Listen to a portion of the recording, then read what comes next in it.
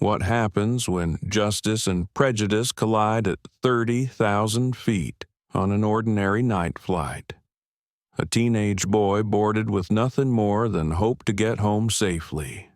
But minutes later, he found himself humiliated in front of an entire cabin ordered to stand in the aisle, treated like a threat for reasons no one could quite explain.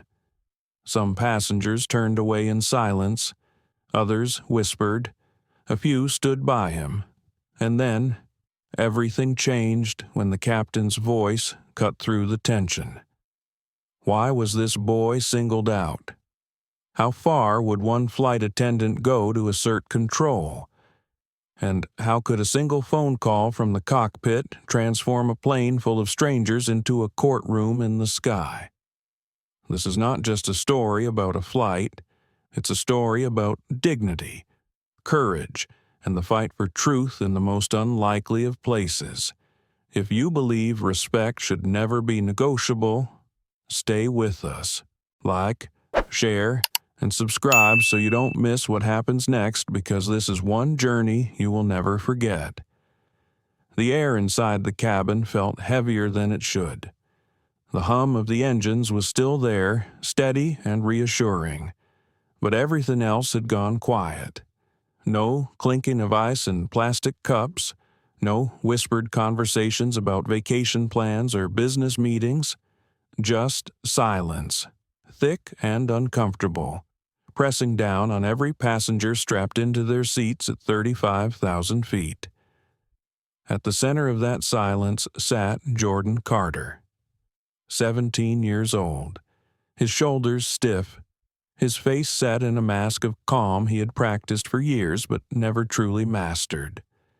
The flight attendant had just shouted at him, her voice slicing through the cabin like a blade. "Young man."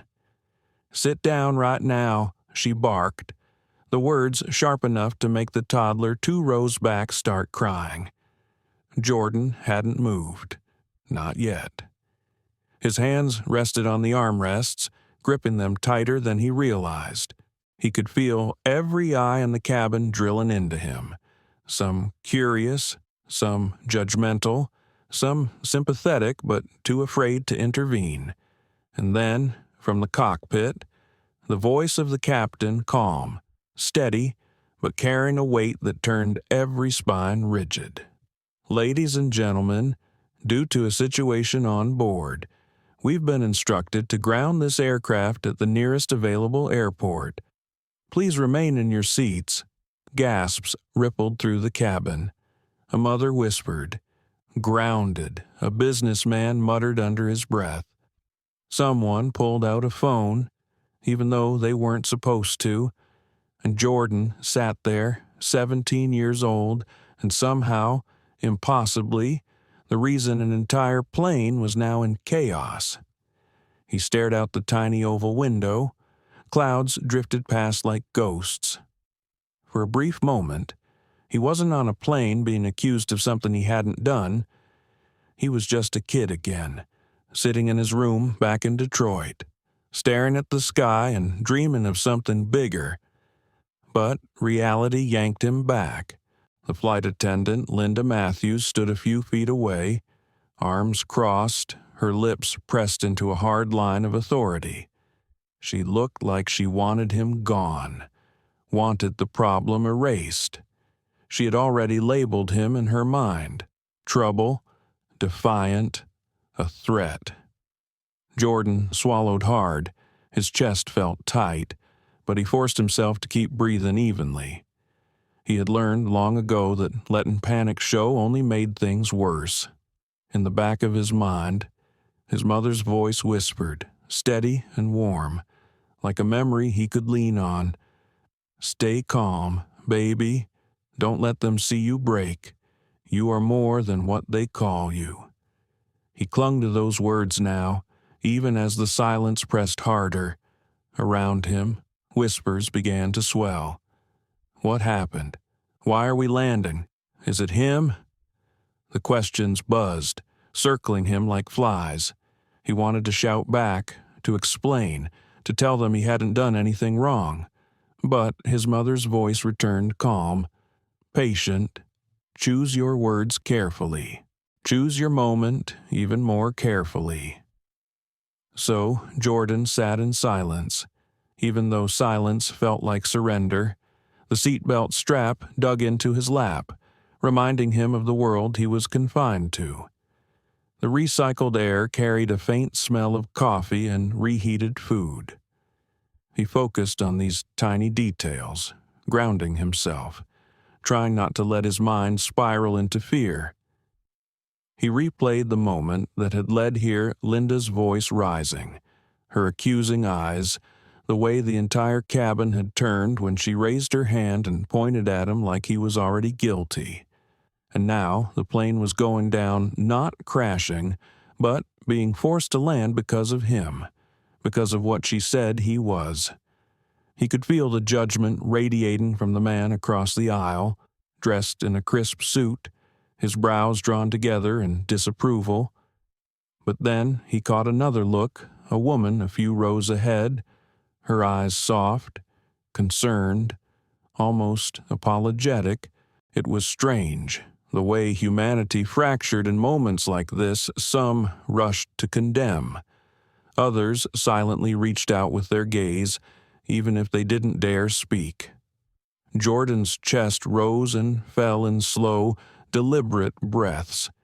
He wanted to believe this would pass, that once they landed, the truth would sort itself out. But he knew better. The world had never worked that way for him or kids who looked like him. He closed his eyes for a moment, letting the rumble of the plane steady him. This wasn't how his first flight was supposed to go. He had imagined it differently. He had pictured excitement, seeing the clouds from above for the first time, watching the ground shrink until cities looked like toy sets. He thought he'd be flipping through his notes, rehearsing what he'd say at the science competition, maybe even laughing with a seatmate about how nervous he was.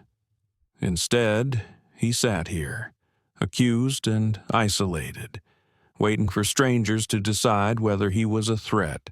He thought of his mom again, Monica Carter, who had worked double shifts at the hospital, who had counted out crumpled bills just to buy him this ticket. She had hugged him tight that morning, whispering, "Go show them who you are.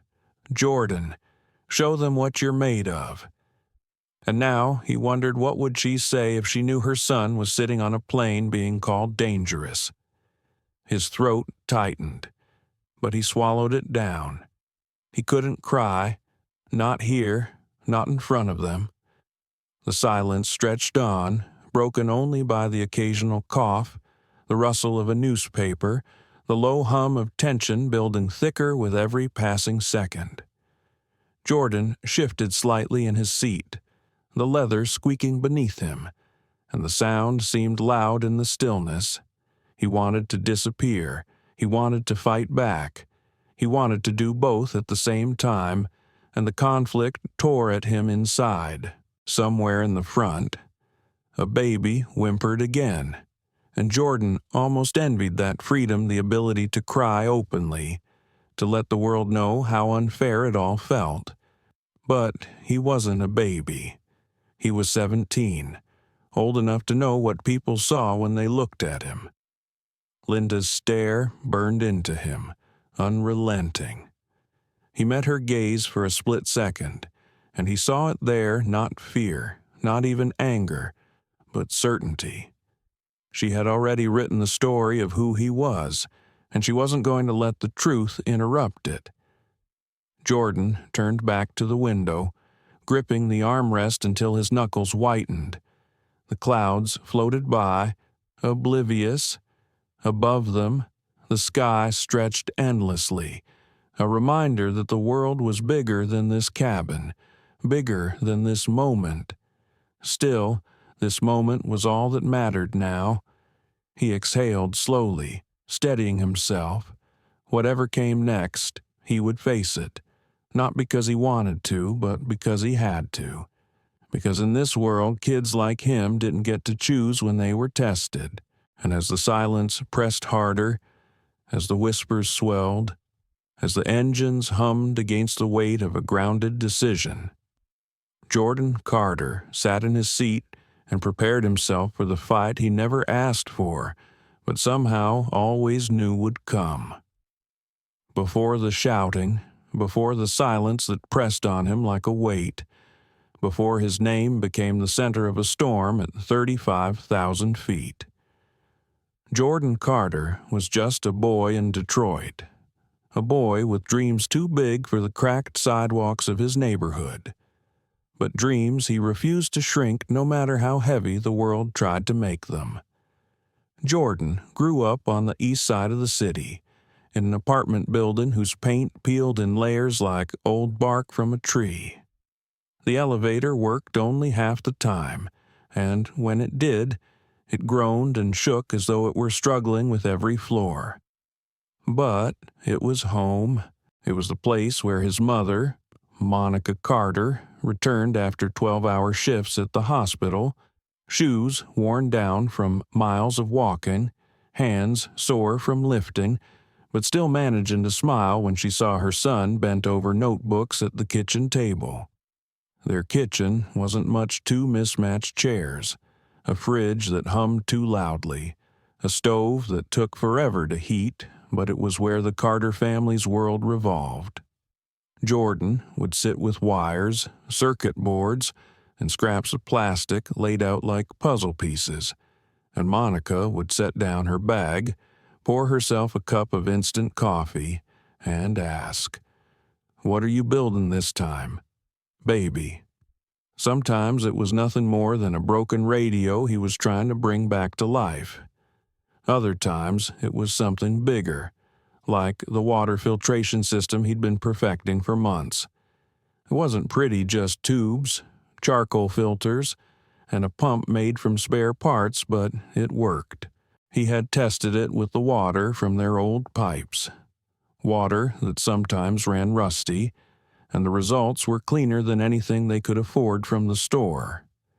That project was the reason Jordan was flying for the first time. He had been selected as a finalist for a national science competition in Washington. His design promised safe, affordable drinking water for low-income communities. For Jordan, it wasn't just a science project, it was personal.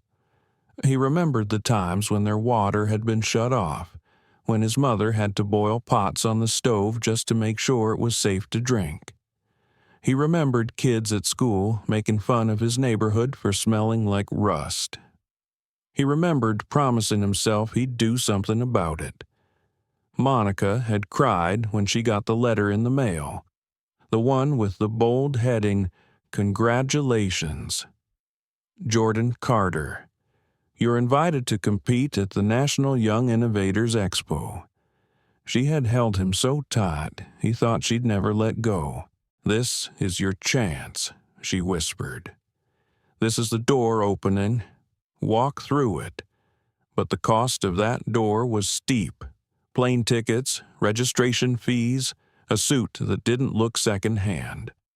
Monica picked up double shifts, sometimes triple, sleeping only in pieces, her body running on fumes and determination.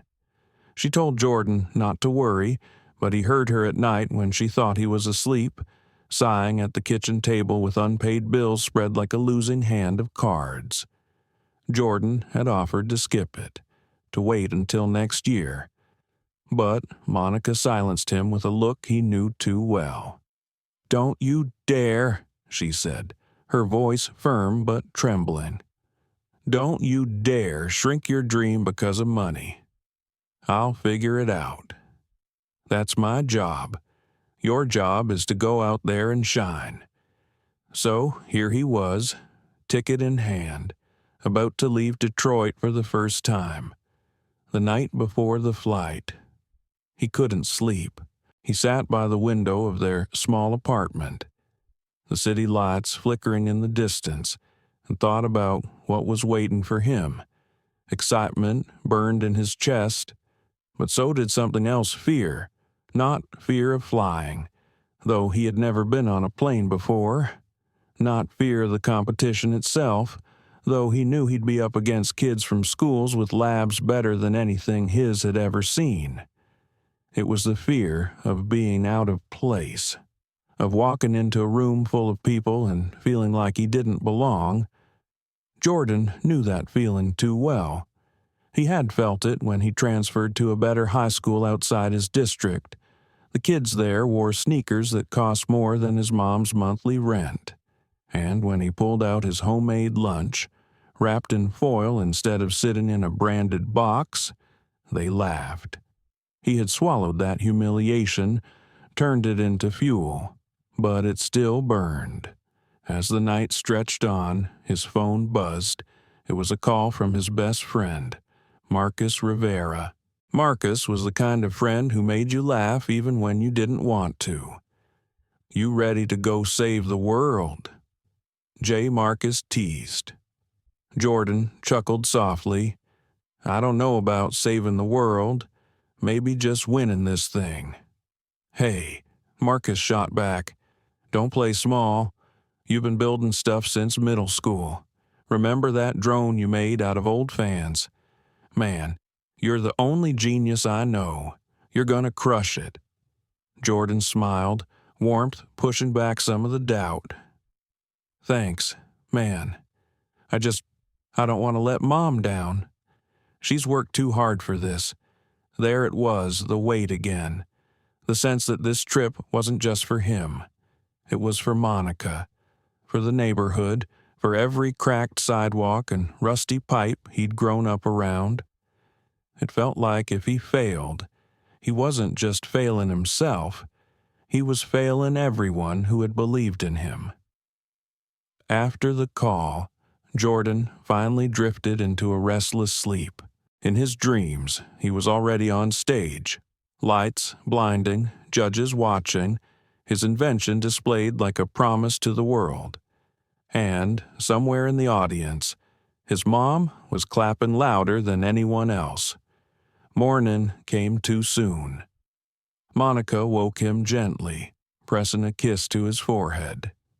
"Time to go," she whispered. She had ironed his shirt the night before, laid out neatly with the one tie he owned. His suitcase, old but sturdy, sat by the door at the airport. Everything felt bigger than life. The ceilings stretched high, voices echoed, and screens flashed destinations that sounded like entire worlds away. Jordan clutched his backpack, heart racing. He glanced at his mom, who squeezed his hand. "You okay?" she asked. "Yeah." He lied. She gave him that look again, the one that seemed to see through him. "You're gonna do great," she said softly. "Just remember who you are. No matter what anyone says, remember who you are."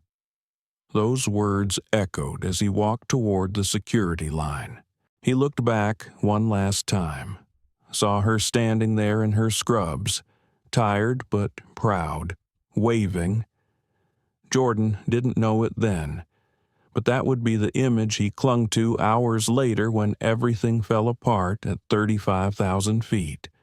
Her smile, her faith, the reminder that he was more than the labels the world tried to pin on him.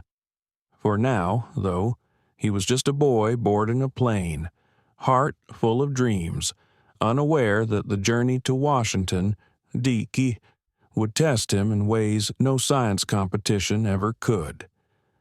The line for boarding snaked through the terminal like a restless river. Passengers shifted from one foot to the other, clutching their bags, scrolling through phones, or staring ahead with the expressionless patience that only airports could draw out of people. The gate agents' voices echoed faintly through the intercom, calling boarding groups one by one. Jordan Carter adjusted the strap of his backpack, trying to ignore the weight in his stomach. His ticket crinkled slightly in his sweaty hand. Boarding Group C. He had memorized it even before leaving home, triple-checked it as if the number might change when he blinked. Around him, The air was thick with anticipation and a touch of impatience. Families corralled children, business travelers checked emails with grim efficiency, and vacationers smiled at each other like conspirators about to embark on a grand adventure. Jordan felt like an outsider drifting between worlds. He glanced up at the gate, where uniformed attendants scanned tickets with mechanical smiles. Beyond them stretched the jet bridge, leading to the plane that would carry him higher than he had ever been. The thought should have thrilled him. Instead, it made his throat dry. The intercom crackled. Now boarding Group B. Jordan shifted his weight and let his gaze wander. He noticed a man in a navy suit just ahead in line.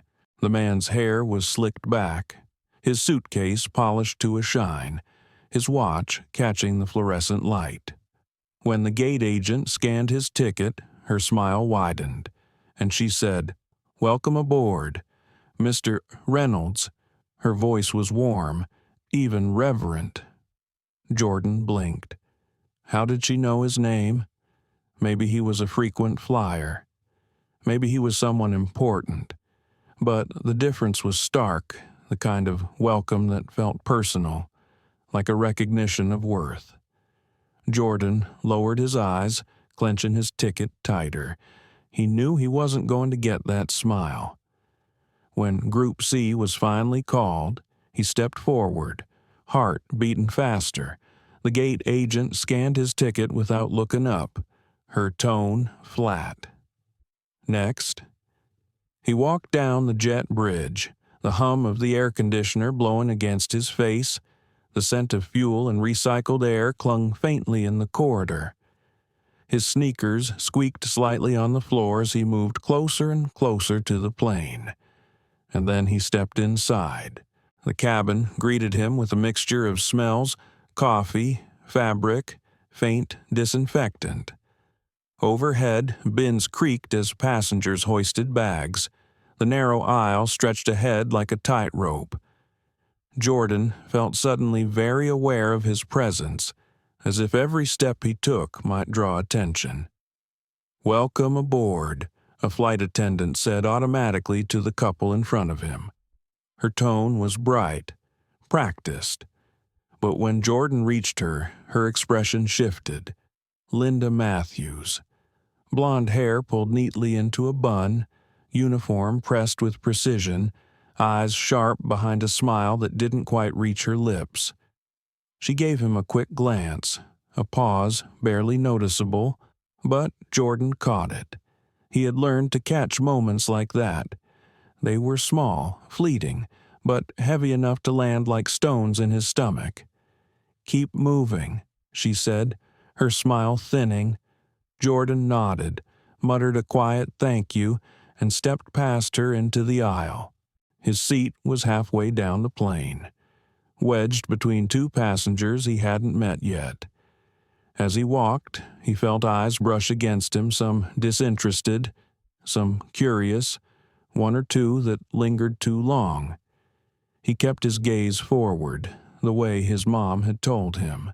Don't give them a reason, she always said. He found his row. An elderly couple was already seated, Arthur and Grace Thompson. Arthur, with a face weathered like old leather, sat in the aisle seat reading a newspaper. Grace, smaller and softer, her hair a snowy cloud, smiled faintly as Jordan hesitated. "Excuse me," Jordan said politely. Arthur looked up, frowned for half a second, then sighed and moved aside. "Middle seat's yours." His voice was gruff, not unkind, but not welcoming either. "Yes, sir," Jordan replied. Grace patted her husband's arm gently. "Let the boy through. Arthur." Her voice carried a kindness that eased Jordan's nerves just a little. He slid into the middle seat, his backpack resting carefully at his feet. The space was tight, the armrests cold against his arms. But he was on the plane. For a moment, he let himself relax, pulling out the small notebook he always carried. He scribbled a few ideas about his presentation, adjusting the diagrams of his water filtration system. The act steadied him, reminded him of why he was here. But the moment didn't last. A man across the aisle raised his voice slightly, calling to Linda Matthews as she passed. "Could I get a pillow for my back?" She smiled warmly, nodding. "Of course, sir. I'll bring it right away." Jordan glanced up. She hadn't looked at him twice, hadn't asked if he needed anything. Not that he expected her to, he wasn't anyone special. Still, the difference was clear. It wasn't what she said to him. It was what she didn't. Grace noticed, too. Her eyes flickered toward Jordan, then back to Linda, her brow furrowing slightly. Arthur, on the other hand, buried himself in his newspaper again. The announcements began seatbelts, exits, oxygen masks. Jordan listened carefully, not wanting to miss anything. He'd never done this before, and though he tried to appear calm, his pulse raced. As the plane pushed back from the gate, Jordan pressed his forehead lightly to the window, watching the ground crew wave their orange batons, the terminal shrinking behind him. The engines roared louder, vibrating through his chest. The plane began its slow crawl to the runway. Around him, passengers settled in, some chatting, some closing their eyes, some already dozing. Jordan tried to breathe, tried to focus on the excitement instead of the unease. But Linda's earlier look replayed in his mind. It wasn't the kind of look that disappeared. It lingered like a shadow, hinting that something was waiting just ahead. The aircraft paused, engines revving higher. Jordan felt the pressure build, the anticipation of takeoff. He gripped the armrest, adrenaline mixing with wonder as the plane began to race forward. Faster and faster until the ground blurred and the weight of gravity gave way to the impossible sensation of flight. His first time in the air, the city fell away beneath them.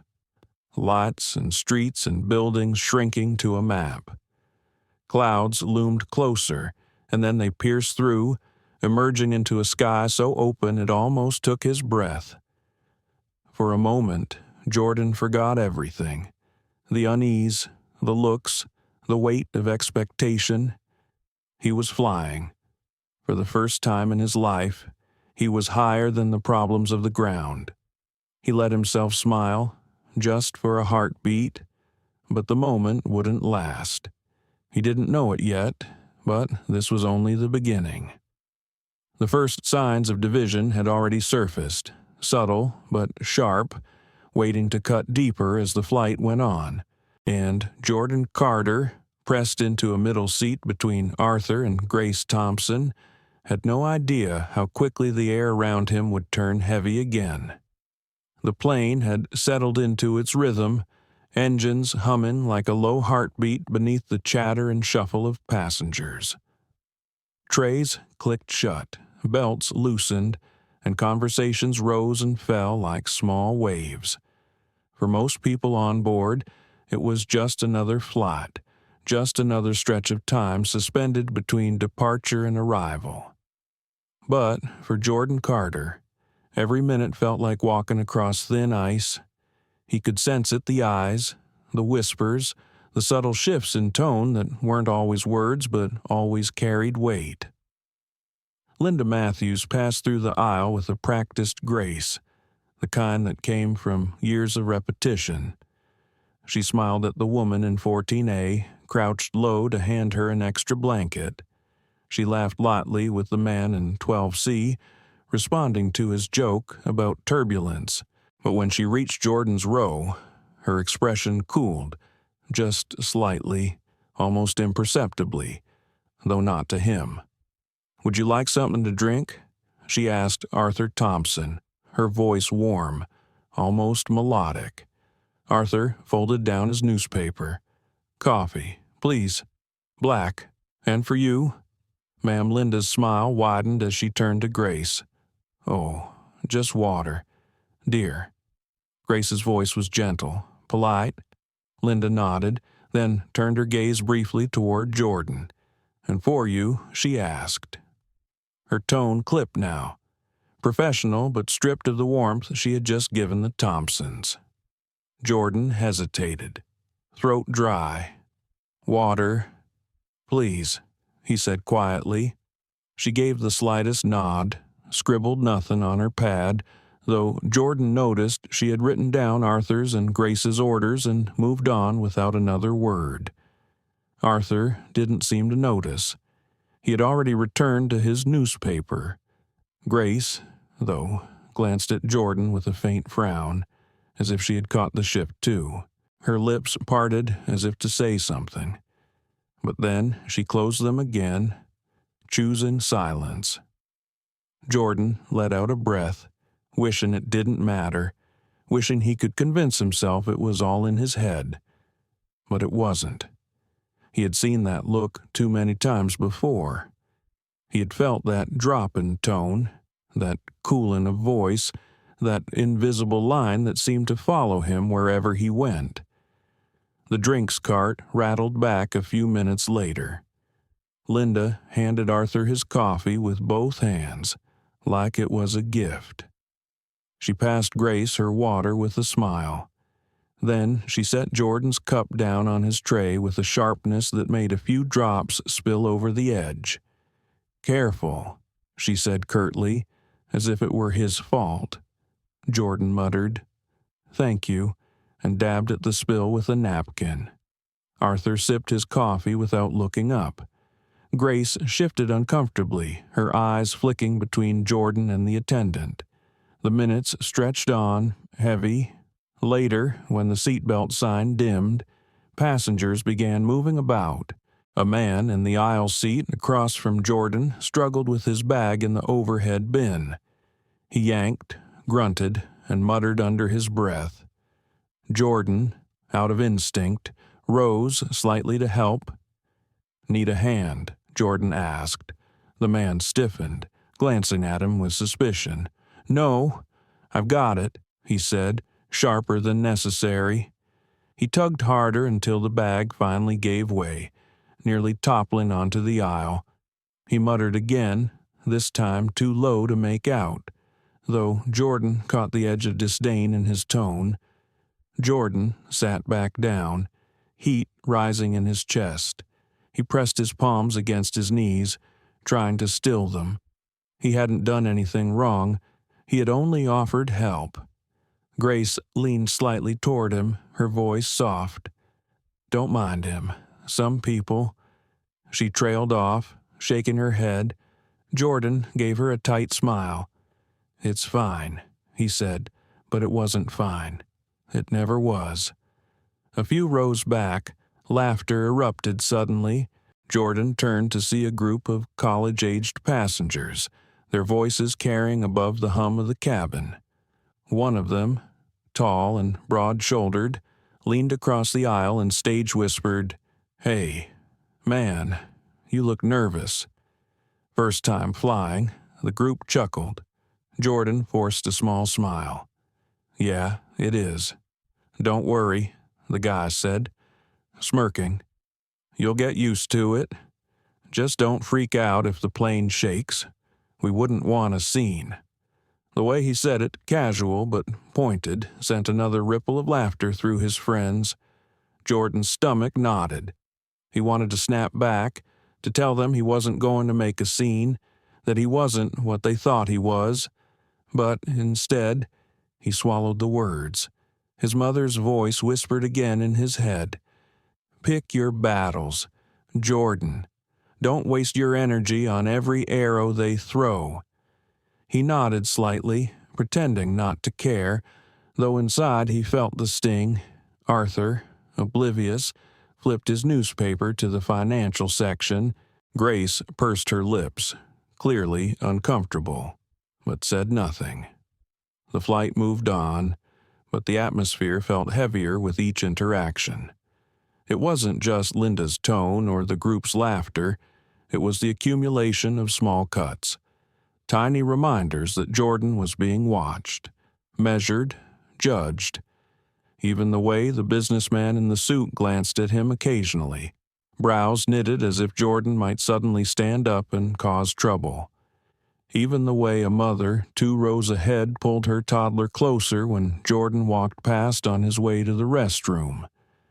Each gesture was small, deniable, nothing big enough to point to and say, "See, that's it." But Jordan felt each one like a weight added to his chest.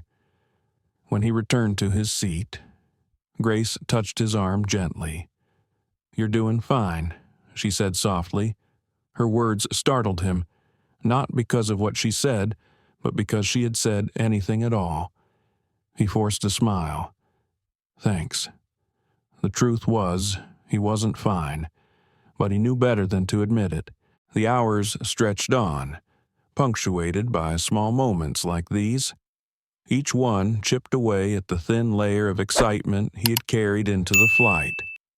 Each one reminded him that even here, above the clouds, he couldn't escape the weight of being judged before he even spoke. And though he didn't know it yet, these microaggressions were only the cracks. The storm was still coming, and it would hit harder than anything he had ever faced before. The plane cruised high above the clouds, sunlight streaming through small oval windows in streaks of gold. From the outside, everything looked serene, an aluminum bird cutting gracefully through the sky. But inside, in row 17, tension simmered, subtle at first, then stronger with each passing minute. Jordan Carter shifted slightly in his seat, his notebook balanced on his lap. He tried to focus on his sketches, diagrams of water filters drawn in careful lines. But the hum of the cabin seemed louder now, each laugh sharper, each glance heavier. He tapped his pencil against the page, fighting the urge to sink further into himself. Linda Matthews moved down the aisle again, collecting trash this time. She stopped at 16C, bending low with a smile. "Can I take that for you, sir?" she asked warmly, taking an empty soda can from the passenger's hand. When she reached Jordan's row, her tone shifted. "Trash?" she asked flatly, her eyes not meeting his. Jordan held out a napkin and an empty cup. "Yes, thank you." The cup slipped slightly as Linda took it, spilling another drop of water onto his notebook. Jordan flinched and quickly wiped at the page. "Oh, you should be more careful with your things," Linda said sharply, her voice just loud enough for the surrounding rows to hear. Arthur glanced over his paper, raising a brow, while Grace's lips pressed into a thin line. Jordan swallowed the tightness in his throat. "It was just an accident," he said quietly. Linda didn't reply. She moved on, her smile reappearing instantly as she reached the next passenger. Jordan stared at the small water stain spreading on his notes. It wasn't about the cup, and he knew it. It was about the way she looked at him, the way her voice changed as if he were already guilty of something. He tried to shake it off, to breathe, but the knot in his chest only grew. A little while later, turbulence rippled through the cabin. The plane jolted gently at first, then harder, rattling the overhead bins. A few passengers gasped. The intercom crackled. "Ladies and gentlemen, the captain has turned on the seatbelt sign. Please return to your seats and fasten your belts." Jordan tugged at his belt, clicking it tight. Grace did the same, patting Arthur's arm until he lowered his newspaper and secured his buckle with a sigh. Linda moved briskly through the aisle, checking that passengers were seated. Her heels clicked against the floor. She stopped at Jordan's row again, eyes narrowing. "Your bag," she said. Jordan looked down. His backpack was tucked neatly under the seat in front of him, exactly where it was supposed to be. "It's stowed," he said. Linda crouched slightly, her voice lower but edged. "It's sticking out too far. Push it back." Jordan bent down, nudging the bag with his foot. "It doesn't go back any further," he said honestly. Linda's eyes hardened. "Then you need to move it to the overhead bin." "Regulations," Arthur muttered under his breath. "Oh, for heaven's sake, it's fine where it is." Linda shot him a look, but Arthur returned to his paper. Jordan hesitated, heat rising in his cheeks. "It's under the seat. It's not blocking anything." For a moment, silence pressed down. A few nearby passengers turned their heads, curious. Linda's smile was thin, almost brittle. "Are you arguing with me?" Jordan's chest tightened. "No, ma'am, I just then do as instructed." Her voice cut through the hum of the cabin. More heads turned now. Jordan felt the weight of eyes on him again, the scrutiny burning hotter than the recycled air. Grace spoke up gently. "He's right. It looks fine where it is. It's not in anyone's way." Linda straightened, her voice suddenly sweet again, but dripping with condescension. "Thank you for your input, ma'am, but safety regulations are not up for debate." Jordan's heart pounded. He wanted to defend himself, to say that she was wrong, that she was picking on him. But his mother's words echoed again. "Choose your battles." With shaking hands, he pulled his bag out and stood up. The plane jolted slightly with the turbulence, making him stumble. Someone in the row behind chuckled softly. Jordan opened the overhead bin, which was nearly full. He shoved his backpack into a tight space, struggling until it finally wedged between two larger suitcases. His notebook bent slightly under the pressure. He sat back down, cheeks burning, pulse racing. Linda smiled tightly. "Thank you for cooperating." Then she walked away, her heels clicking again, her smile blooming for the next passenger as though nothing had happened. Jordan clenched his fists under the tray table, fighting the sting in his eyes. It wasn't about the bag. It was about the way she had made a spectacle of him, the way she had turned the whole row into an audience. Arthur grumbled, folding his newspaper. "Ridiculous," he muttered. "That bag wasn't bothering anyone." Grace touched Jordan's arm gently. "I'm sorry. Dear, that wasn't fair." Jordan forced a small smile. "It's fine," he whispered, though his voice cracked slightly. But it wasn't fine. It was the spark, the first open confrontation, small in the grand scheme of things, but enough to shift the atmosphere. Passengers glanced at him differently now, whispers carrying in low tones. Some shook their heads, some smirked, some frowned with sympathy, and Jordan sat there, pressed between two strangers, feeling smaller than ever, yet with a storm of fire building quietly inside him. Above the clouds, in the thin air where the world looked weightless, the weight of judgment was crushing, and it was only going to grow heavier. The hum of the engines had become a steady backdrop, almost like white noise. Passengers settled into the monotony of mid-flight, some watching movies, others dozing, a few tapping away at laptops. To anyone passing by, it might have looked like a perfectly ordinary journey. But for Jordan Carter, the atmosphere was charged, thick like a storm building quietly behind the clouds. He had tried to focus on his notebook again, carefully rewriting the diagrams that had been smudged earlier. The graphite lines steadied him, reminded him of purpose, but even as he sketched, he felt the memory of Linda Matthews's voice still lodged in his chest like a stone. "Are you arguing with me?" It replayed again and again, reminding him of how quickly the spotlight had turned on him, how quickly strangers' eyes had cut through his skin.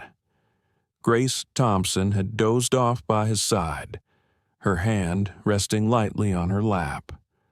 Arthur leaned back with his newspaper folded across his chest, pretending to sleep, though Jordan suspected he was simply stewing in silence. The peace was short-lived. Linda reappeared down the aisle, her cart rattling softly as she offered snacks to each row. Her smile was in place again, bright and courteous, but Jordan could see the sharpness underneath, like a blade hidden beneath fabric. When she reached his row, she handed Arthur a packet of pretzels with a warm, "Here you are, sir." Then, to Grace, "Would you like cookies or pretzels?" "Ma'am." Grace stirred awake, smiling faintly. "Cookies, please." Linda handed them over with another pleasant smile. Then her eyes shifted to Jordan.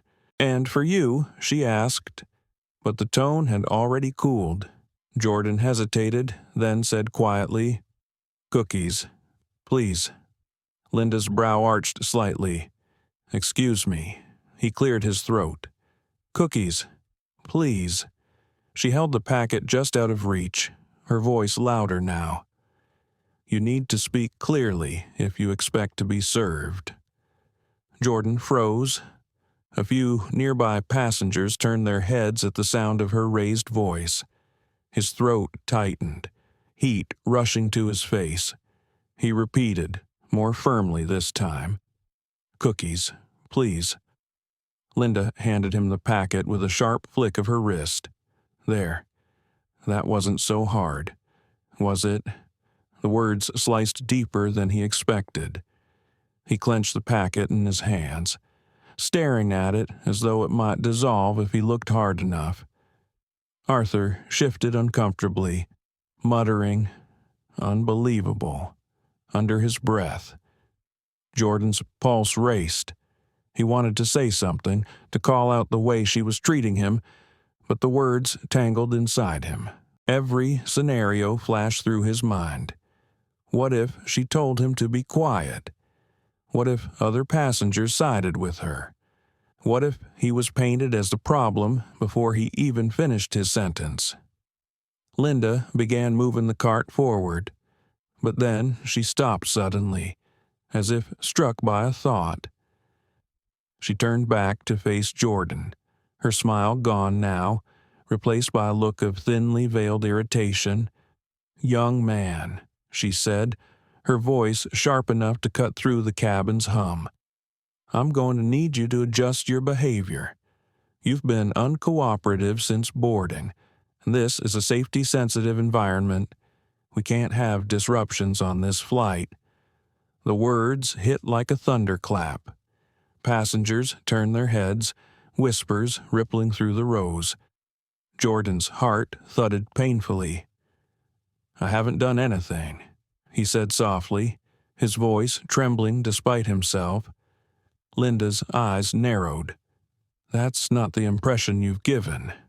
Talking back, refusing instructions, causing delays. "This is your final warning." Whispers grew louder now. A man 2 rows back shook his head. "Kids these days," another muttered, "always making trouble." Grace sat up straighter, her voice firm. "That's not true. He hasn't been disruptive.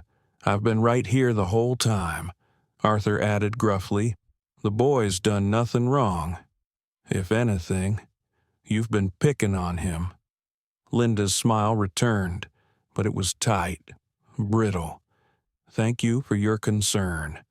But as cabin crew, it's my responsibility to maintain order.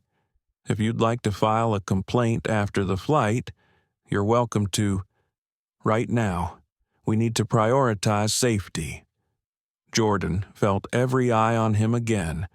His chest rose and fell quickly, the air too thin despite being surrounded by oxygen. He wanted to disappear, to melt into the seat, but there was nowhere to go.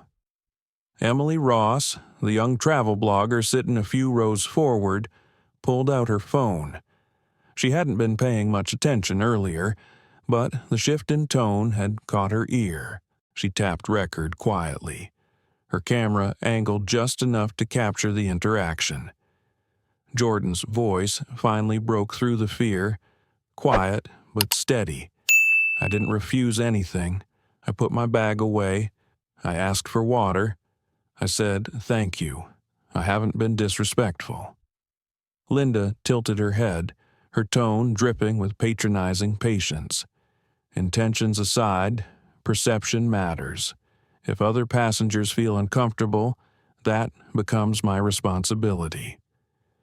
Jordan stared at her, stunned. She was twisting everything, turning his existence into a threat, his politeness into disruption. His hands shook against the packet of cookies. Grace's voice rose again. "He hasn't made anyone uncomfortable. The only thing uncomfortable here is the way you're treating him." Arthur grunted his agreement. "This is nonsense, pure nonsense." A few passengers murmured in support. Others crossed their arms, frowning at Jordan as though he really might be trouble. The cabin was splitting, lines drawn in whispers and glances. Linda smoothed her uniform, her eyes still locked on Jordan. "One more incident," she said clearly, "and I'll have to escalate this." Then she pushed her cart forward, her smile reappearing like a mask for the next row. Jordan sat frozen, his breath shallow. His notebook lay forgotten on his lap. Inside, a storm raged: anger, fear, humiliation, the desperate need to speak clashing with the instinct to stay silent. If I say something, it'll only make it worse. If I stay quiet, she wins. What am I supposed to do? Grace leaned close, her voice a whisper.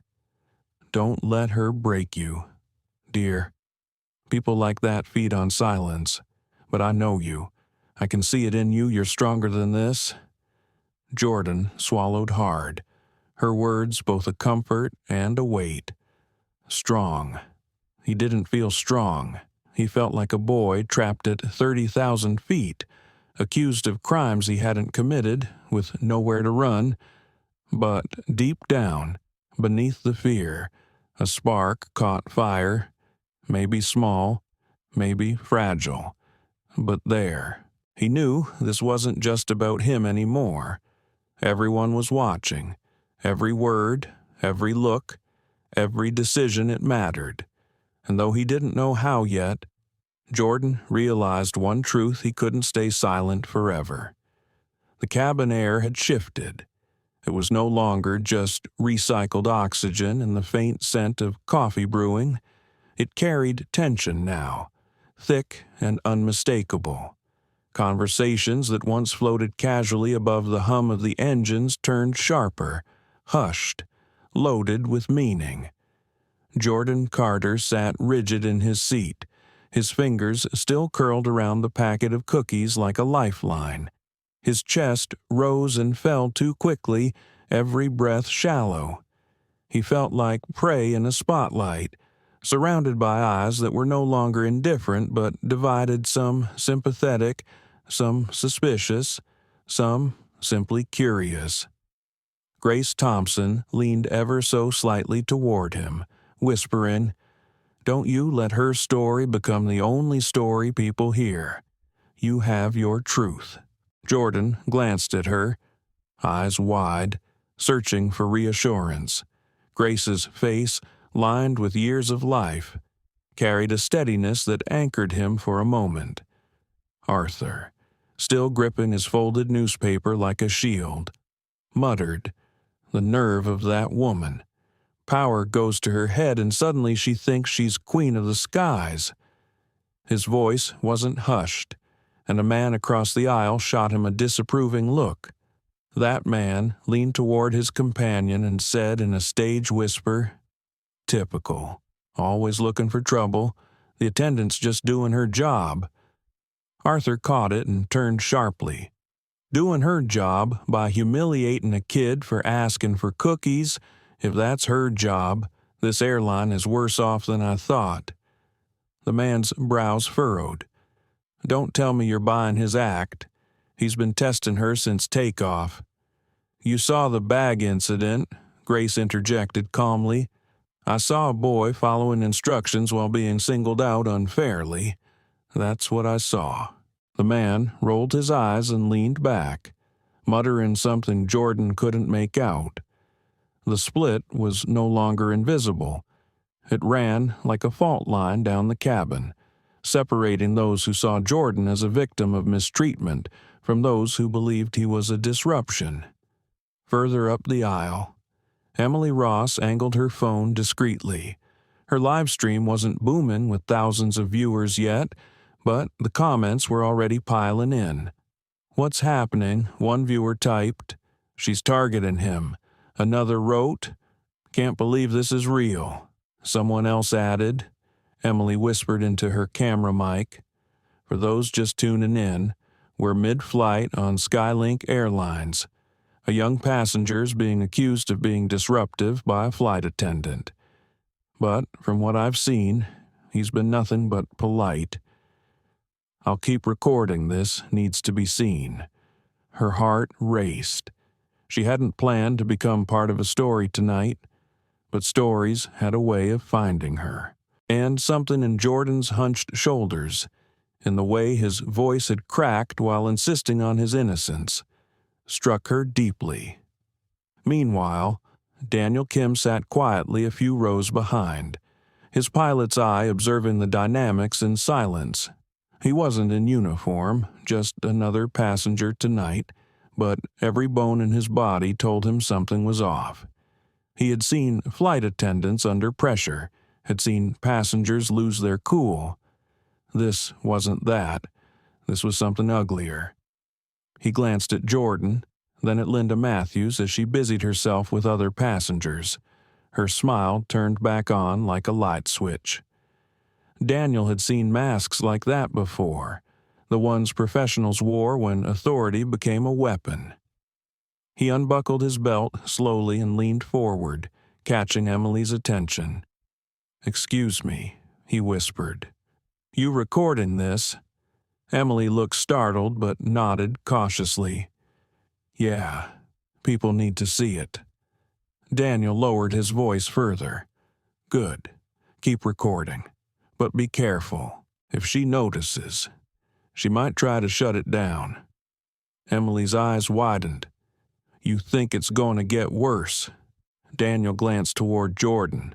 The boy was staring at his lap, shoulders trembling faintly, caught between fight and flight.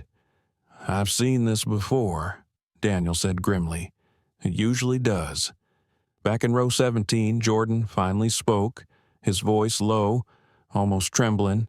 "Why does it always have to be like this?" Grace tilted her head, softening. "Like what?" Dear Jordan hesitated, then whispered, "People assuming the worst. Like I can't even breathe without it being a problem." The words carried weight beyond the row, beyond the cabin. Grace felt her chest tighten at the rawness in his voice. She reached over, squeezing his hand gently. "You deserve to breathe, Jordan. Don't let anyone convince you otherwise." Arthur grunted his agreement. "If that woman comes back with more nonsense, I won't stay quiet this time." But others in the cabin weren't so sympathetic. The man across the aisle muttered again, this time louder. If he just did what he was told, none of this would have happened. A woman behind him chimed in. "Exactly. People need to respect authority when they're on a plane. It's not that complicated." Another voice countered from a few rows up. "Respect works both ways. He didn't deserve to be called out like that." The whispers grew into small clusters of debate, passengers exchanging looks and words in hushed tones. The cabin was no longer united by the shared destination. It was divided by the story unfolding in real time. Jordan sat in the middle of it, feeling every word, every glance like pressure building against his ribs. He wanted to disappear, to sink into the seat and vanish. But part of him also burned with anger. Was this really what people thought of him, that he was a threat, a disruption, just for existing? He thought of his mother, Monica Carter, who had told him again and again that he was worthy, that his dreams mattered, that his skin carried history and strength, not shame. He thought of her voice reminding him to stay calm, to survive the moments that wanted to erase him. But in this cabin, at 30,000 feet, survival felt like silence. Emily caught his eye from across the aisle and gave him a small, encouraging nod. Jordan blinked in surprise, a flicker of gratitude sparking in the storm. Someone saw him. Someone was watching. Daniel, too, leaned slightly into the aisle, his gaze steady, as if silently promising you're not alone. For Jordan, it was enough to breathe a little deeper, enough to keep from breaking apart completely. The whispers continued, the alliances forming quietly in the air, support and suspicion, defense and doubt, all circling like predators in a cage. And, though no one realized it yet, the stage was being set. The spark had already been lit. What came next would determine whether it burned out quietly or exploded into something no one could ignore. The plane soared steadily above the Atlantic, a thin ribbon of silver slicing through the night. But, inside, the atmosphere had shifted again. The hum of the engines and the occasional chime of the seatbelt sign were drowned out by the crackling tension that grew thicker with each passing minute. Jordan Carter sat stiff in his seat, trying to focus on the crumpled notebook that rested on his lap. His pencil hovered above the page, but no line could form. His mind replayed Linda Matthews's words, the way she had framed him as uncooperative, the way passengers' whispers divided the cabin like invisible walls. Every movement around him felt magnified, the rattle of ice in a plastic cup, the low cough from a passenger, the flicker of overhead lights. His chest tightened with every sound. And then Linda returned. Her heels clicked down the aisle, sharp and precise, each step like a warning drumbeat. Her cart was gone now. She walked with authority alone, her gaze sweeping the rows until it landed on Jordan. The mask of courtesy she wore for other passengers had slipped slightly, replaced with something colder. "Excuse me," she said, loud enough for half the cabin to hear. "I need to speak with you." Jordan looked up, startled. Linda folded her arms. "Yes, you. Stand up, please." Arthur shifted irritably in his seat. "Oh, come on." "What now?" Grace reached for Jordan's hand, her voice calm but firm. "He hasn't done anything wrong." Linda's smile was tight. "This isn't about wrong. It's about ensuring compliance and safety. Please, young man, stand up." Jordan's heart pounded in his ears. His fingers tightened on the notebook until the paper bent. Slowly, shakily, he rose from his seat, his knees brushing against the tray table. The cabin quieted, passengers craning their necks to see.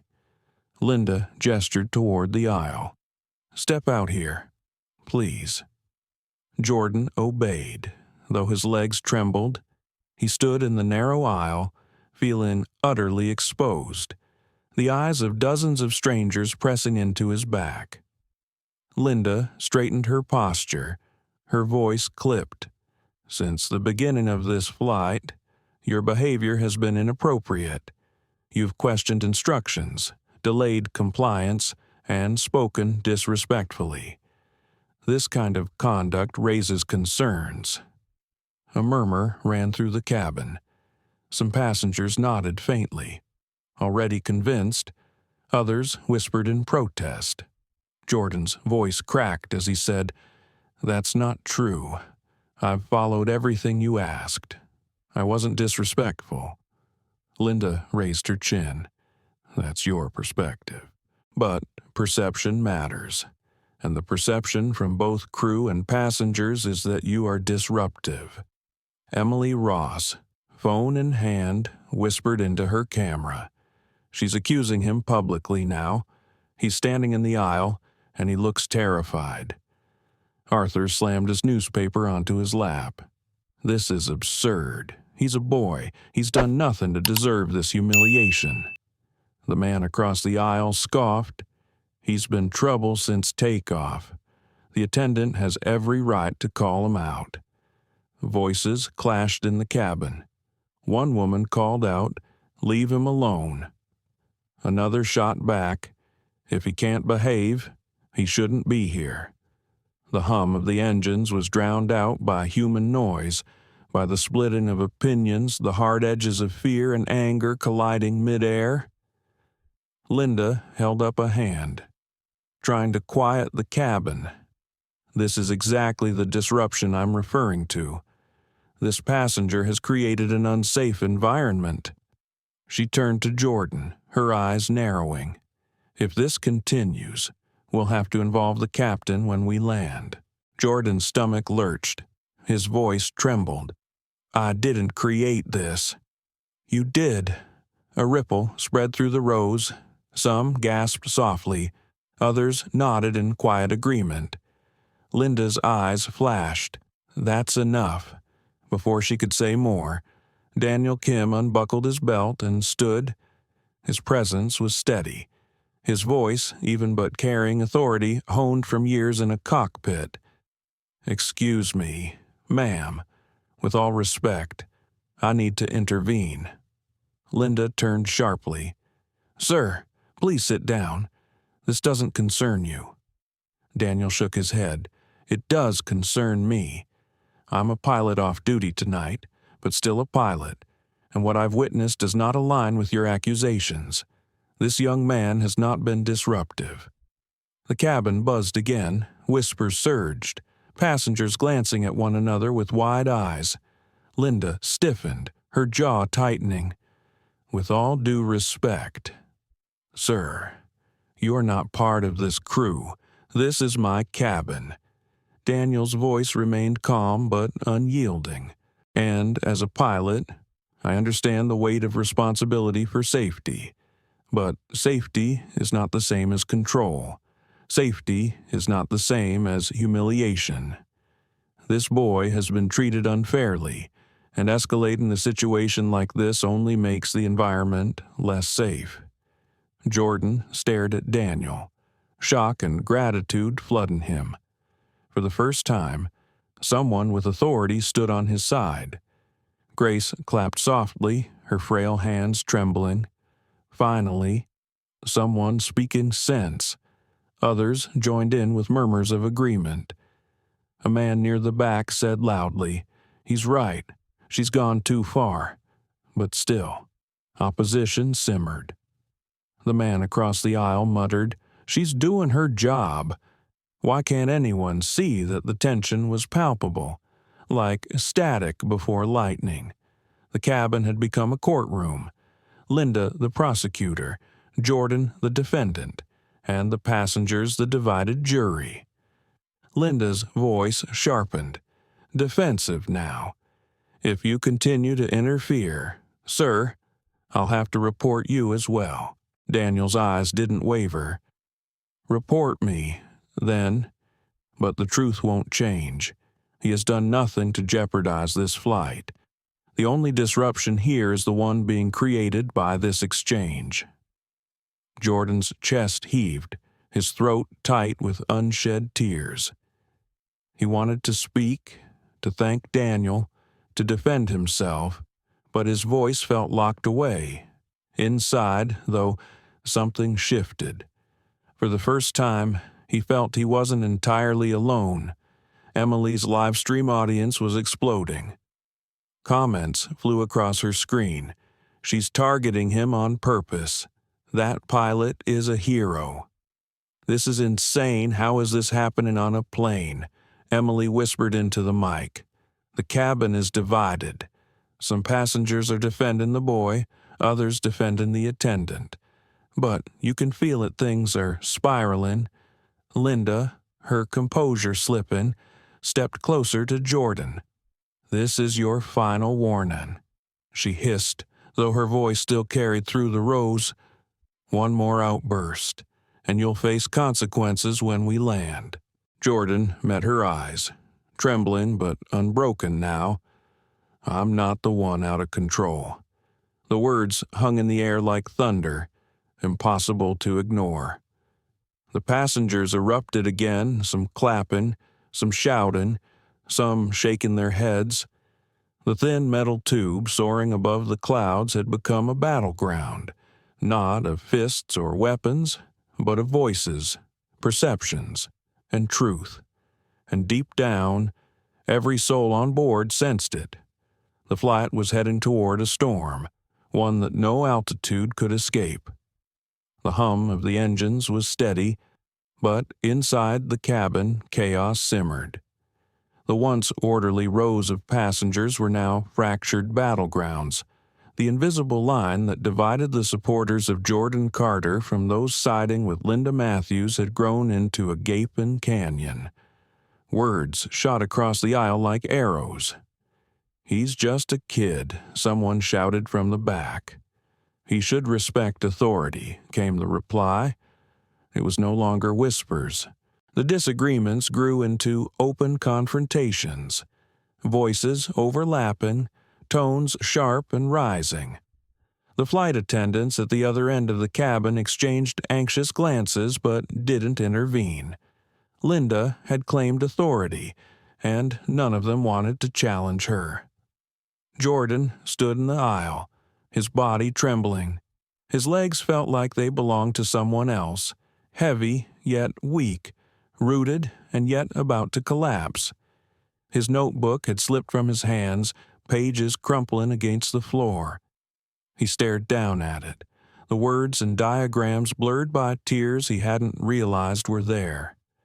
Grace Thompson's hand was still on his arm, her voice shaking. "Sit down, dear. You don't have to keep standing for this circus." But Jordan couldn't sit. He felt pinned in the aisle. On display, every eye a jury that would not look away. His heart hammered in his chest, loud enough he was sure the whole cabin could hear it.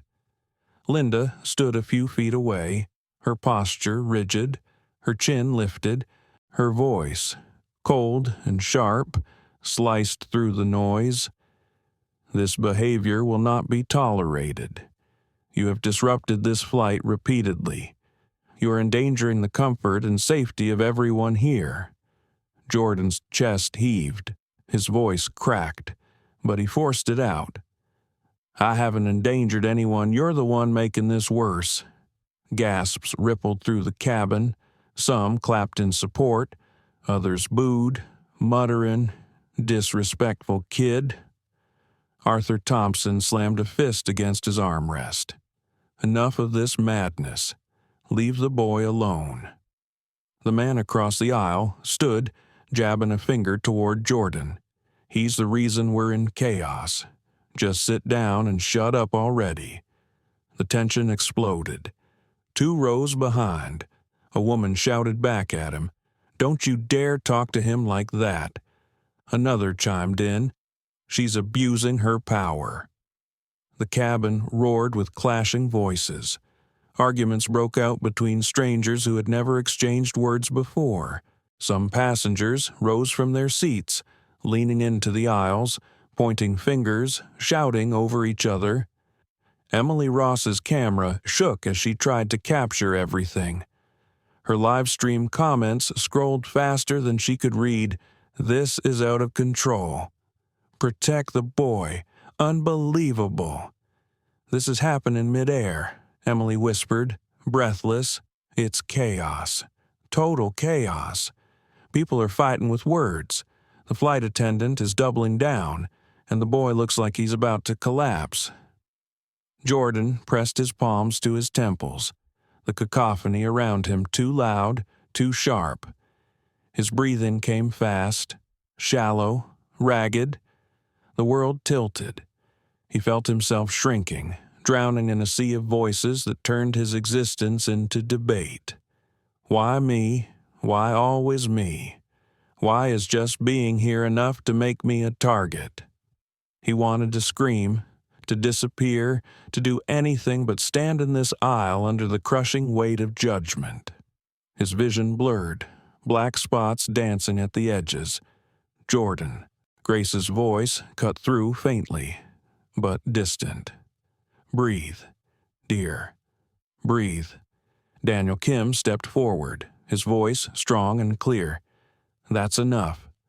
The command silenced the cabin for a moment, the authority in his tone undeniable.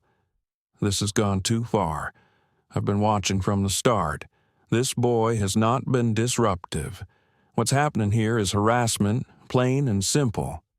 Linda's face flushed, but her voice was sharp. You are not crew. Sit down, sir, or you will also be reported. Daniel didn't flinch. Report me. But every person here knows the truth.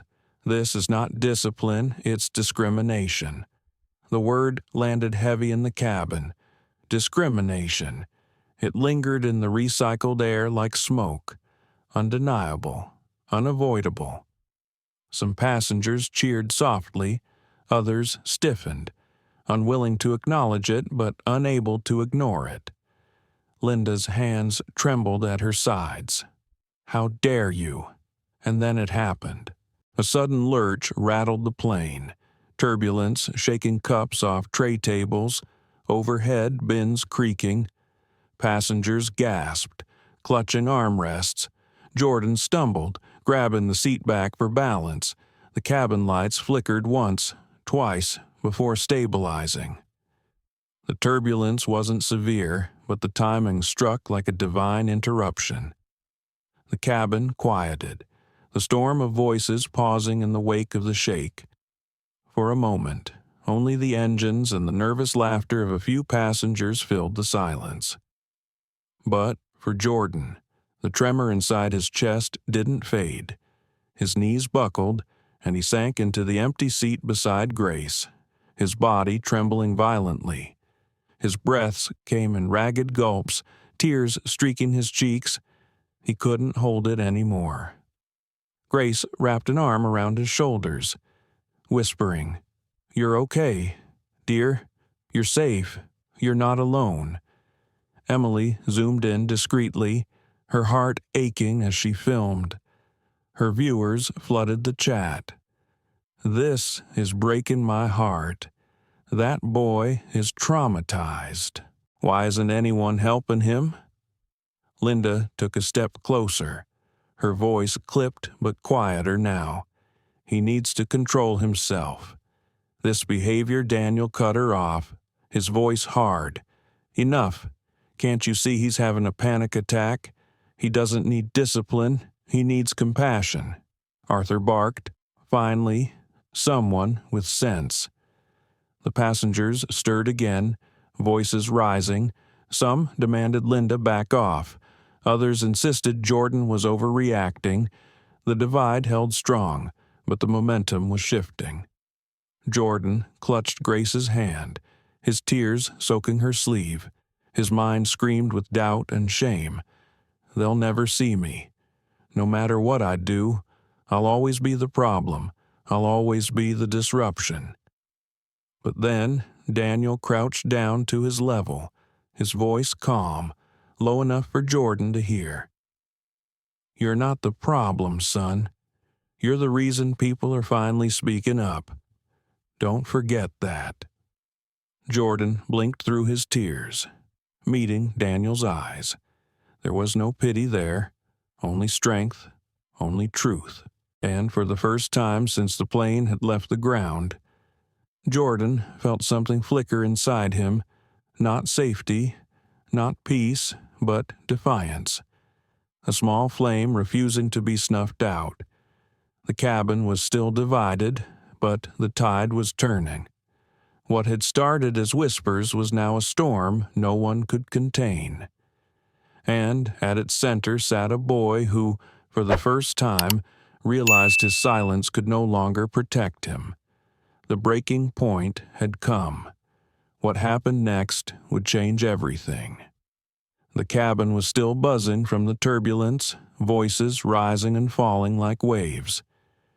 Jordan sat slumped in his seat, Grace's arm around his shoulders, his chest still heaving. Daniel crouched beside him, steadying his breathing with calm words, while Linda Matthews stood frozen in the aisle, her authority slipping through her fingers. Then, over the intercom, the captain's voice cut through. "Ladies and gentlemen, this is Captain Reynolds from the flight deck. We've been monitoring the cabin situation. For safety reasons, I need everyone to remain seated and calm. No exceptions. And Ms. Matthews, please report to the flight deck immediately." The words fell like a gavel striking wood. Passengers exchanged startled looks. The intercom clicked off, leaving silence that seemed heavier than the turbulence had been. Linda stiffened, her cheeks flushing crimson. For the first time, the control she had clung to wavered. She turned quickly, muttering under her breath, and strode down the aisle toward the cockpit door. The silence broke into hushed conversations. They called her to the cockpit. Did the captain just override her? "Something's happening." Emily Ross, her phone still recording, whispered into her live stream. The captain just intervened. He called Linda Matthews, the flight attendant, to the cockpit. This could change everything. Daniel finally straightened, his hand still resting lightly on the back of Jordan's seat. He exhaled slowly, a trace of relief crossing his features. The captain's watching. That's good. But Jordan, his face pale and damp with tears, shook his head faintly. His voice cracked. What if they believe her? What if they think I'm the one who caused all this? Grace leaned close, whispering firmly, "Don't you worry, sweetheart. The truth has a way of shining through." Arthur added with a grumble, "And if it doesn't, you've got us to vouch for you." Jordan's throat tightened. He wanted to believe them, wanted to trust that truth mattered. But he had lived long enough to know it wasn't always enough. Still, the faint glimmer of hope in their voices lodged itself inside him like a fragile anchor. Minutes crawled by. Linda had vanished into the cockpit, leaving the cabin in an uneasy limbo. Passengers whispered across aisles, alliances visible in every tilt of a head, every furrowed brow. Emily's live stream was buzzing with speculation. What are they saying in there, Bet? She's spinning the story. Captain, better not fall for it. Jordan stared at the closed cockpit door, his stomach in knots. Each second stretched like an hour. His mind raced, imagining the words Linda must be saying, painting him as aggressive, disrespectful, dangerous. He clenched his fists, nails digging into his palms. Then, at last, the cockpit door opened. Linda emerged, her expression tight, her lips pressed into a thin line. She didn't look at Jordan. She didn't look at anyone. She simply walked briskly back down the aisle and disappeared behind the curtain toward the galley. A few seconds later, the intercom chimed again. "This is Captain Reynolds again." The voice boomed, calm but firm. "After reviewing the reports and speaking directly with our crew, I want to make something very clear. All passengers on this flight are to be treated with dignity and respect. No exceptions. If anyone feels they have been unfairly treated, I want them to know this airline takes such matters seriously. We will address this fully when we land." Until then, I expect everyone, crew and passengers alike, to remain calm and respectful. Thank you." Gasps filled the cabin. It wasn't an outright condemnation, but the subtext was clear. The captain had seen through Linda's story. Emily whispered excitedly into her phone. "Did you hear that the captain just basically confirmed this will be investigated? This isn't going to be swept under the rug." Grace patted Jordan's hand. "See, the truth is coming out." But not everyone was satisfied. The man across the aisle muttered bitterly. He didn't say the boy was innocent, just politician talk. A woman nearby snapped at him. "Oh, give it a rest. You saw what happened." She was out of line. Arguments threatened to flare again, but Daniel raised his voice. "You all heard the captain. Calm and respect, that's what we need now." His tone carried authority, quieting the murmurs. Jordan sat frozen, replaying the captain's words in his head. Treated with dignity and respect, no exceptions. It felt like a lifeline tossed across deep water. Yet doubt lingered. He whispered to Grace, "What if it's just words? What if nothing changes?" Grace's eyes softened. Sometimes words are the first step. Sometimes they open the door for the truth to walk through. The cabin settled into uneasy quiet. Some passengers leaned back in their seats, others whispered still, but the storm of voices had dimmed. And then, just as the tension seemed to ebb, Emily's phone buzzed with a notification. She glanced at the screen, her eyes widening. "Oh my God," she whispered. "It's already online." She turned the phone slightly, showing Daniel. Clips from her live stream had been reposted across social media, already racking up views. Comments poured in by the hundreds. Unbelievable treatment.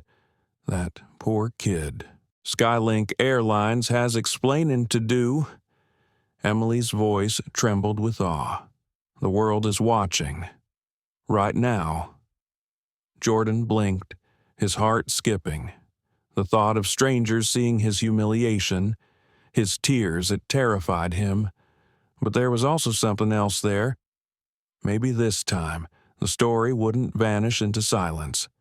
Maybe this time people would care. The intercom chimed one more time. "Ladies and gentlemen, this is Captain Reynolds. We've just been informed that our airline's CEO, Charles Donovan, is on board this flight. He will be addressing the cabin shortly." The announcement landed like a thunderclap. Passengers erupted with surprise. The CEO. He's here. On this flight, Jordan's breath caught in his throat. He had no idea what that meant for him, for Linda, for everything. Emily's hand shook as she whispered to her camera. "The CEO of the airline is on this plane. He's going to address the passengers." This just went from serious to historic. Daniel's eyes narrowed, thoughtful. Now things are really going to change. Jordan swallowed hard, his pulse racing. He didn't know if the CEO's presence would save him or condemn him. All he knew was that the storm wasn't over. It was only beginning. The announcement lingered in the air like an electric charge. Passengers murmured in disbelief, their voices overlapping in a low hum that filled the cabin. The CEO of the airline right here, on the same plane, about to walk down the aisle. Jordan Carter sat frozen, his fingers clutching the edges of his seat. His heart pounded in uneven beats. A CEO wasn't just authority, he was power embodied. Whatever happened next, it would shape not only the flight, but the story that had already begun to spread across the world. Grace Thompson squeezed his hand. "Steady, sweetheart, you're not alone."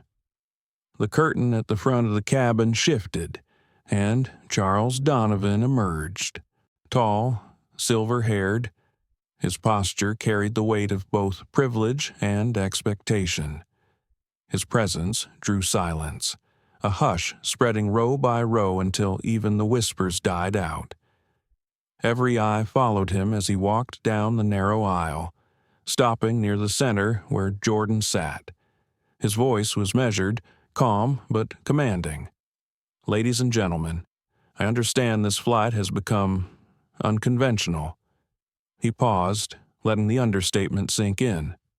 "I am Charles Donovan, CEO of Skylink Airlines, and I cannot, in good conscience, remain silent when dignity, respect, and trust are at stake, especially on my airline." A ripple of gasps swept through the cabin, phones lifted discreetly, some openly. As passengers recorded, Donovan's gaze swept the rows before settling on Jordan. "Young man, what is your name?" Jordan's throat tightened. His voice came out thin, trembling. "J. Jordan Carter." Donovan nodded once. "Jordan, thank you. I want you to know you have the right to be treated with fairness and humanity. That's non-negotiable. I'm here to listen, not to judge." For the first time all flight, Jordan felt seen not as a problem, but as a person. His chest ached with the weight of it. But Linda Matthews stepped forward quickly, her voice sharp. "Mr. Donovan, with all due respect, this passenger has been disruptive. I've done everything by procedure, but he refused to comply, caused delays, and instigated conflict." The words cracked through the cabin, reigniting tension. Some passengers shook their heads, others muttered agreement. The divide was still there, fragile but present. Donovan raised a hand, silencing the murmurs. "Ms. Matthews, I'll hear you. But first, I need clarity. This is not a courtroom, but truth has a way of surfacing when voices are heard." He turned slightly, addressing the cabin. "I want to hear from those who witnessed. What happened here tonight?" The cabin erupted, not with chaos this time, but with testimony. Arthur Thompson's voice rang out. "That boy did nothing wrong.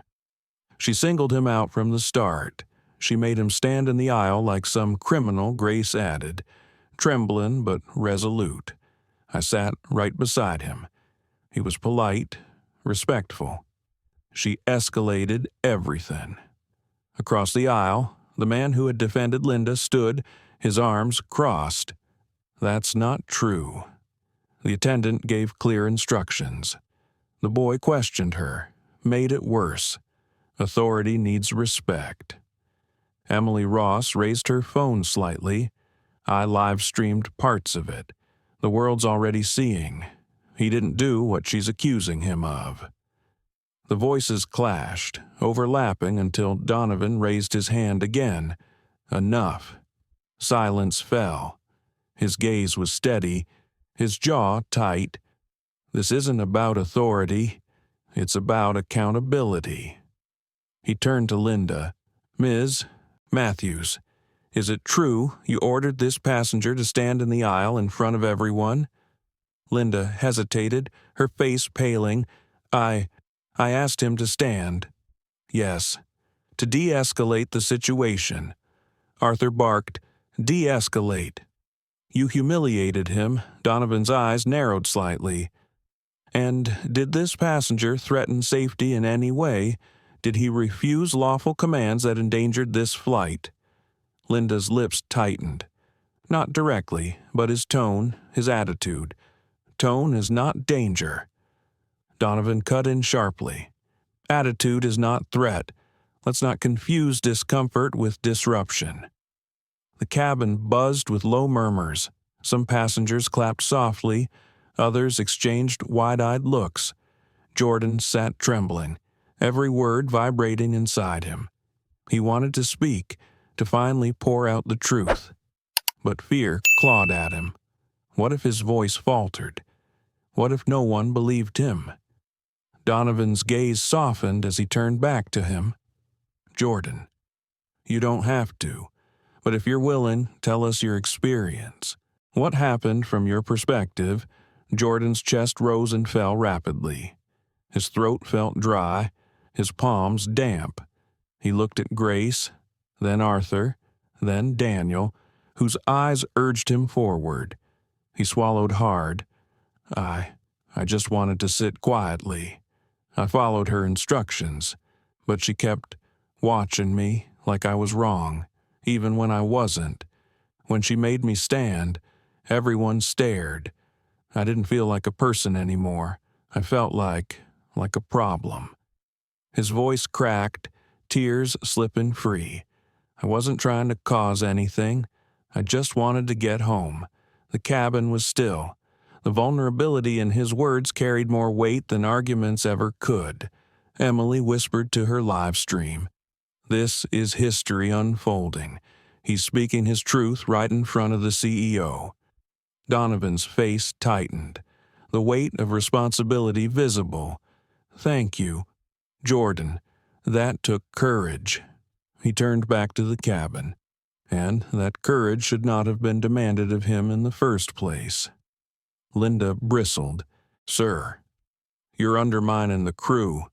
We have authority in the air for a reason." Donovan's voice was steel. "Authority without integrity is tyranny, and my airline will not stand for tyranny." The words landed with the force of a verdict. Gasps echoed. Then silence fell again. Jordan's chest heaved as he looked around. For once, the majority of eyes were not hostile. They were softened, ashamed, supportive. The divide wasn't gone, but the balance had shifted. Arthur muttered under his breath, "Finally, justice at 30,000 feet." Grace squeezed Jordan's hand tighter, whispering, "You spoke truth, and it was heard." Linda's face flushed crimson, her authority crumbling. She looked away, lips trembling, but said nothing more. Donovan straightened, his presence filling the cabin. "When we land, there will be a full investigation. But let me be clear to everyone on this flight, no one, no matter their age, race, or background, should be treated as less than human. Skylink Airlines will answer for this. Starting with me." Applause broke out, hesitant at first, then growing. Some passengers stood, clapping louder. The sound filled the cabin, not with chaos, but with solidarity. Jordan felt tears spill again, but this time they weren't from fear. They were from something he hadn't felt all flight validation. For the first time since stepping on board, he believed maybe justice could fly too. The applause echoed in the cabin, fading only when Charles Donovan lifted his hand gently. His expression remained calm but resolute, as though he carried not only the authority of his position, but also the moral weight of every word he had spoken. The engines roared softly in the background, steady and unrelenting, a reminder that while the cabin had transformed into a stage of reckoning, they were still 30,000 feet above the earth. Soon, though, the ground would rise to meet them. Jordan Carter leaned back in his seat, his chest still rising and falling unevenly. His palms were clammy, his throat raw, but inside him, something had shifted. For the first time all flight, he wasn't bracing for the next blow. He wasn't shrinking into the shadows. He had spoken, and his truth had not vanished into silence. Grace Thompson dabbed at his cheeks with a tissue, her voice gentle. "You did well, dear. You did so well." Arthur grunted softly, pride woven into his tone. "Stronger than most men I've met, that's for sure." Jordan managed a small, shaky smile, their words wrapped around him like a blanket, fragile but warm. Across the cabin, Linda Matthews sat rigid, her eyes fixed on her folded hands. Her jaw tightened, but the veneer of control she had clung to all flight was gone. Passengers stole glances at her, some openly shaking their heads, others whispering. She no longer looked like the authority figure in charge of the cabin. She looked like a woman cornered by her own actions. Emily Ross whispered into her phone, her live stream still rolling. The CEO's words have turned this flight into something unforgettable. Everyone is watching how this will end. As if on cue, the intercom chimed once more. Ladies and gentlemen, this is Captain Reynolds. We have begun our initial descent into New York. Please remain seated with your seatbelts fastened. We'll be landing shortly. The descent began, the subtle tilt pressing passengers back into their seats. Out the windows, clouds parted, and the faint glitter of city lights shimmered far below. The plane was returning to Earth, but the storm in the cabin was far from settled. Donovan remained standing, bracing himself with a hand on the overhead compartment. His voice carried again. When we land, there will be officials waiting. I've already requested an internal team to review this incident, and passengers will be given the opportunity to share their accounts. Transparency is not optional, it's necessary. The murmurs rose again, but this time they carried the weight of relief. People wanted to be heard, and now they knew they would be. Jordan swallowed hard, whispering to Grace, I don't know if I can go through it again, telling strangers, reliving all of it. Grace's eyes softened, her hand squeezing his. You don't have to do it alone anymore. That makes all the difference. Daniel Kim leaned over the row, his voice steady. Remember this. Jordan, truth only grows stronger when it's spoken, and you've already proven you have that courage. Jordan nodded faintly, though uncertainty still clawed at his chest. But, deep down, a small ember of pride glowed one he hadn't felt in a long time. As the plane dipped lower, the hum of anticipation swelled. Emily's viewers flooded her comments. History in the making. Justice better come when they land. Praying for that boy. The landing gear extended with a low groan, and the runway lights glimmered like a path carved out of the night. The cabin braced, silence falling in anticipation of the jolt. Then, with a shudder and a roar, the plane touched down. Wheels screeched, the body trembled, and slowly, the aircraft rolled along the tarmac until it came to a gradual stop.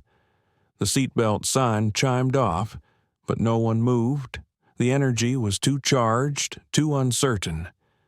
At the front, the cabin door opened, and uniformed airline officials stepped in, their expressions serious.